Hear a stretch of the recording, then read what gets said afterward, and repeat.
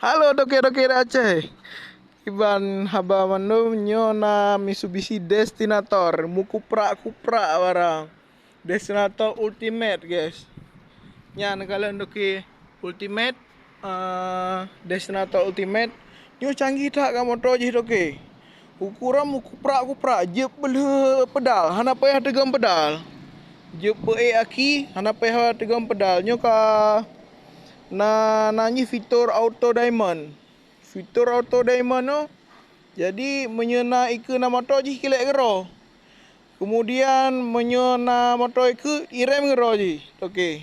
Dan motornya je tak setel berai belum ada. Tertoh belum. Tertoh angki tertoh belum. Je tak tega nenan padung yang mahal belum. Pu 50, pu 20 atau padum HP je cik.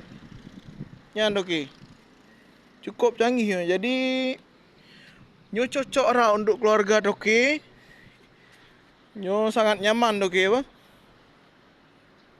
Mukuprak-kuprak orang oh. Lampu lo hana oh, lampu lo hana lah, hana barang lampu lo, kosong lampu lo. Nyo na di Darussalam Berlian. Nyan kala. Hamu kuprak-kuprak ah. Menyo untuk kamera pengawasan ni nyo na apa boh? Ika sabah, likat sabah. Sampai sabah kiri sampai dua bawah kiri kanan. Jadi untuk kamera je menjangkau leher toh 60 derajat. Okey. Nyan. Nyo cocok lah untuk keluarga doke. Menyo cocok untuk jak lapangan oh, doke. Tu jak lapangan nyo motor doke nyo motor inan doke oh. Untuk keluarga doke. Jadi barang so ontonyo yang berminat je no hubungi lo nyo doke bah.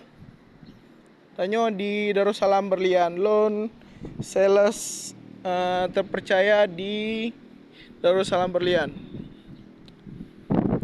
Nyo nak sabodrak doke. Nyo beda warna.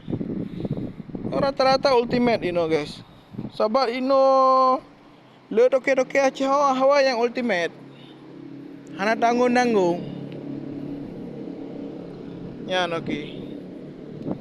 Okey lah doke yang berminat je hubungi loan di kontak tersebut di keterangan dah apa. Terima kasih toke.